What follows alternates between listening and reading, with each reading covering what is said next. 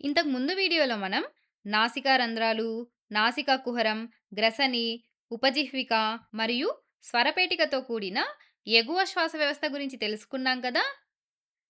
ఈ వీడియోలో మనం దిగువ శ్వాస వ్యవస్థ గురించి వివరంగా తెలుసుకుందాం. ఈ దిగువ శ్వాస వ్యవస్థలో వాయునాళం, ట్రాకియా, రెండు ప్రధాన శ్వాసనాళాలు, బ్రాంకై, శ్వాసనాళికలు, బ్రాంకియోల్స్, ఎడమ మరియు కుడి ఊపిరితిత్తులు, లంగ్స్, ఊపిరితిత్తులను ఏర్పరిచే వాయుగోనులు, అల్వియోలై మరియు ఉదర వితానం, డయాఫ్రమ్ ఉంటాయి. సరే, ఇప్పుడు మనం వాయునాళం, ట్రాకియా గురించి తెలుసుకుందాం. వాయునాళం ఊపిరితిత్తుల వరకు గాలిని తీసుకువెళ్ళేటువంటి నిర్మాణం. మీరు గొంతు భాగాన్ని తాకి చూడండి, గొట్టం వంటి నిర్మాణం లాగా ఉంటుంది. గమనించారా? వాయునాళం అనేది ప్రాథమికంగా గ్రసని, ఫారింక్స్ యొక్క దిగువ భాగాన్ని అంటే స్వరపేటికను ఊపిరితిత్తులకు కలిపే ఒక గొట్టం. అందుకే దీన్ని విండ్ పైప్, వాయుగొట్టం అని అంటారు. ఎందుకంటే ఇది ఊపిరితిత్తులకు గాలిని సరఫరా చేసేటువంటి గొట్టం. ఈ వాయునాళం మృదులాస్థి, కార్టిలేజ్ రింగులతో కప్పబడి ఉంటుంది. మృదులాస్థి అనేది ఎముక లాంటి ఒక రకమైన బంధన కణజాలం, కనెక్టివ్ టిష్యూ. కానీ ఇది ఎముక కంటే చాలా మృదువుగా ఉంటుంది. ఈ వాయునాళం ఉరఃకుహరం మధ్య భాగంలో రెండు శ్వాసనాళాలుగా చీలి ఒక్కొక్క శాఖ ఒక్కొక్క ఊపిరితిత్తుల్లోకి ప్రవేశిస్తుంది. ఇది ఎడమ ప్రధాన శ్వాసనాళం, ఇది కుడి ప్రధాన శ్వాసనాళం. ఇక్కడ ఏది ఎడమ, ఏది కుడి అని మీరు కన్ఫ్యూజన్ కాకండి. మీ కుడి చేతి వైపు ఉన్నది కుడి శ్వాసనాళం, ఎడమ చేతి వైపు ఉన్నది ఎడమ శ్వాసనాళం. అదేవిధంగా మీ కుడి ఊపిరితిత్తి కుడివైపున మరియు ఎడమ ఊపిరితిత్తి ఎడమ వైపున ఉంటుంది. ఎడమ ఊపిరితిత్తి కుడి ఊపిరితిత్తి కంటే కొంచెం చిన్నదిగా ఉంటుంది.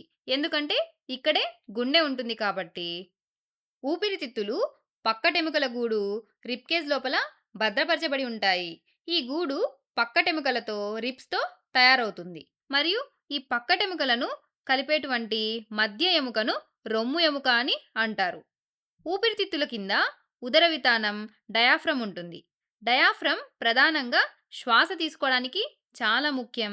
డయాఫ్రమ్ గురించి మరియు శ్వాసక్రియలో అది ఎలా పాల్గొంటుందనేది మనం ఇంకొక వీడియోలో తెలుసుకుందాం. దానికన్నా ముందు మనం ఈ రెండు శ్వాసనాళాలు బ్రాంకై గురించి మరియు అవి ఊపిరితిత్తుల లోపల ఎలా వ్యాపించి ఉన్నాయనే దాని గురించి తెలుసుకుందాం.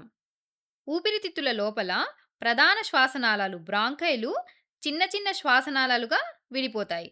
ఈ చిన్న శ్వాసనాళాల యొక్క వ్యాసం ప్రధాన శ్వాసనాళాల యొక్క వ్యాసంతో పోలిస్తే చాలా చిన్నగా ఉంటుంది. ఇక్కడ చూడండి, ఊపిరితిత్తుల లోపల ఈ ఎడమ మరియు కుడి ప్రధాన శ్వాసనాళాలు ద్వితీయ మరియు తృతీయ శ్వాసనాళాలు అని పిలువబడే మరింత చిన్న శ్వాసనాళాలుగా విడిపోతాయి. ఈ ద్వితీయ శ్వాసనాళం యొక్క వ్యాసం ప్రధాన శ్వాసనాళం కంటే చిన్నగా ఉంటుంది. అదే తృతీయ శ్వాసనాళం వ్యాసం ద్వితీయ శ్వాసనాళం కంటే ఇంకా చిన్నగా ఉంటుంది. కాబట్టి శ్వాసనాళాలు ద్వితీయ మరియు తృతీయ శ్వాసనాళాలుగా మారుతున్న కొద్దీ వాటి వ్యాసం తగ్గుతూ వస్తుంది. ఈ శ్వాసనాళాలు శ్వాసనాళికలు, బ్రాంకియోల్స్ అని పిలువబడే మరింత చిన్న గొట్టాలుగా మారుతాయి. ఈ చిత్రంలో మీరు చూస్తున్న ఈ గొట్టాలన్నీ శ్వాసనాళికలు, బ్రాంకియోల్స్. ఈ శ్వాసనాళికలు వాయుగోనులతో అంతమవుతాయి. ఇప్పుడు మనం వాయుగోనులు, ఆల్వియోలై ఎలా ఉంటాయో చూద్దాం. వాయుగోనులనేవి ఊపిరితిత్తుల యొక్క క్రియాత్మక ప్రమాణాలు, ఫంక్షనల్ యూనిట్స్. ఎందుకంటే ఊపిరితిత్తులలో గాలి మరియు రక్తం మధ్య వాయువుల మార్పిడి అంటే ఆక్సిజన్ మరియు కార్బన్ డయాక్సైడ్ మార్పిడి జరిగే ఖచ్చితమైన ప్రదేశం ఇదే. ఊపిరితిత్తులలో వాయుకోశ గోనులు చాలా చిన్నవిగా ఉండి చాలా ఎక్కువ సంఖ్యలో ఉంటాయి. రక్తకేశ నాళికలు వాయుకోశ గోనుల గోడలలో అధిక సంఖ్యలో ఉండడం వలన ఇక్కడ వాయు మార్పిడి జరుగుతుంది. దీన్ని మనం శ్వాసనాళాలు అనుకుంటే ద్వితీయ మరియు తృతీయ శ్వాసనాళాల నుండి విడిపోయినటువంటి ప్రతి చిన్న శ్వాసనాళికల చివరన వాయుగోనులు అని పిలువబడే గాలి సంచులు, ఎయిర్ సాక్స్ ఉంటాయి.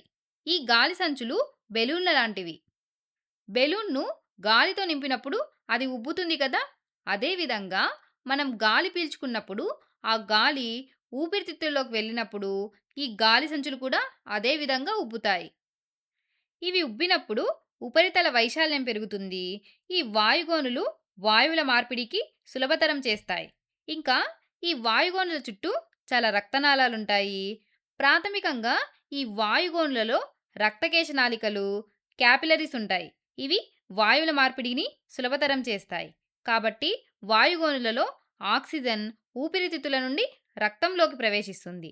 మరియు కార్బన్ డయాక్సైడ్ రక్తం నుండి ఊపిరితిత్తుల్లోకి ప్రవేశిస్తుంది. అయితే మీకు ఈ వాయు మార్పిడి వల్ల ఉపయోగమేంటి అని అనిపించొచ్చు. కానీ ఈ వాయు మార్పిడి వల్లనే మన కణాలు కణ శ్వాసక్రియను జరిపి శక్తిని విడుదల చేస్తాయి. మీకు తెలుసు కదా! కణ శ్వాసక్రియలో మన కణాలు ఆక్సిజన్‌ను ఉపయోగించి కార్బన్ డయాక్సైడ్‌ని మరియు శక్తిని విడుదల చేస్తాయి. ఈ ప్రక్రియ జరగడానికి కావలసినటువంటి ఆక్సిజన్ వాయుగోనుల నుండి రక్తంలోకి ప్రవేశిస్తుంది. రక్తం ఆక్సిజన్‌ను శరీరంలోని ప్రతి కణానికి అందజేస్తుంది. ఇప్పుడు వివిధ కణాల నుండి రక్తం ద్వారా సేకరించినటువంటి కార్బన్ డయాక్సైడ్ వాయుగోనులలోకి చేరి మార్పిడి చేయబడుతుంది. వాయుగోనుల నుండి గాలి మళ్ళీ శ్వాసనాళికలు, శ్వాసనాళాలు, వాయునాళం మరియు నాసికా రంధ్రాల ద్వారా వ్యతిరేక దిశలో బయటకు పంపబడుతుంది. నాసికా రంధ్రాల నుండి వాయుకోశ గోనల వరకు ఉండేటువంటి మార్గం వెచ్చగా, తేమగా ఉంటుంది. కాబట్టి నాసికా రంధ్రాలలో ప్రారంభమై ఊపిరితిత్తులను ఏర్పరిచే వాయుగోనులలో ముగిసే వాయువుల మార్పిడి యొక్క మొత్తం యంత్రాంగం ఇది. మనం ఖచ్చితంగా ఎలా ఊపిరి తీసుకుంటాం, శ్వాసక్రియలో ఉదర వితానం డయాఫ్రమ్ ఎలా పాల్గొంటుంది మరియు వాయువుల మార్పిడి ఖచ్చితంగా ఎలా జరుగుతుంది, ఈ విషయాల గురించి ఇంకొక వీడియోలో వివరంగా తెలుసుకుందాం.